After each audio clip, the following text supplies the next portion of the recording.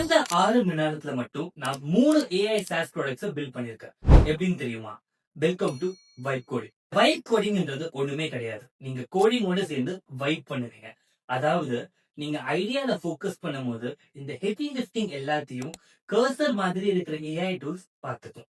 அதாவது இது ஒரு ப்ராம்ப்ட் ட்ரிவன் டெவலப்மெண்ட். இதுல உங்க ப்ராம்ப்ட் தான் இந்த கோடுக்கான ஒரு ஃப்ரேம் ஒர்க்காகவும் ஒரு ப்ளூ பிரிண்டாவும் இருக்க போகுது.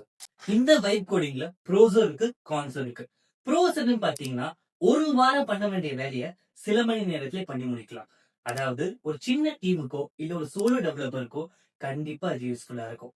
அதே மாதிரி கான்ஸ் என்னன்னு பாத்தீங்கன்னா இந்த கோட் கொஞ்சம் மெஸ்ஸி ஆகிறதுக்கு வாய்ப்பு இருக்கு.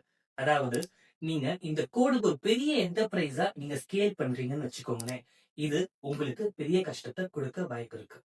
அதான் வைப் கோடிங் வந்துருச்சு, நம்ம இனிமேல் கோடிங் கத்துக்கணுமான்னு யோசிச்சீங்கன்னா அதான் தப்பு. நீங்க கண்டிப்பா கோடிங் கத்துக்கணும். ஏன்னா இந்த ஏஐ கோடிங் டூல்ஸ் எல்லாமே ஒரு இன்டர்ன் மாதிரி தான். ஃபாஸ்டா இருக்கும், கிரியேட்டிவாவும் இருக்கும். ஆனா கண்டிப்பா சூப்பர்விஷன் தேவை. நீங்க இதை சூப்பர்வைஸ் பண்ணாம விட்டீங்கன்னா ப்ரொடக்ஷன் ரெடி ஆப்ஸ் உங்களால டெவலப் பண்ண முடியாது. அதே மாதிரி கண்டிப்பா இன்ஜினியரிங்கோட பிரின்சிபல்ஸை ஃபாலோ பண்ணியே ஆகும். இந்த பைக் கோடிங்க நீங்க ஒரு எம்விபி டெவலப் பண்றதுக்கோ இல்ல ஒரு எக்ஸ்பெரிமெண்டேஷன் பர்பஸ்க்காகவோ இல்லாட்டி உங்களுடைய பர்சனல் ப்ராஜெக்ட்ஸ்க்கோ கண்டிப்பா யூஸ் பண்ணலாம். ஆனா இதை மட்டுமே ரிலை பண்ண முடியாது. இது உங்களுக்கு ஒரு கோ பைலட்டா இருக்குமே தவிர ஒரு ரீப்ளேஸ்மெண்டா கண்டிப்பா இருக்காது. இந்த மாதிரி அடிஷனலா இன்ஃபர்மேஷன் தெரிஞ்சுக்கிறதுக்கு கோர்ஸினோட பேஜை கண்டிப்பா ஃபாலோ பண்ணுங்க. Take care.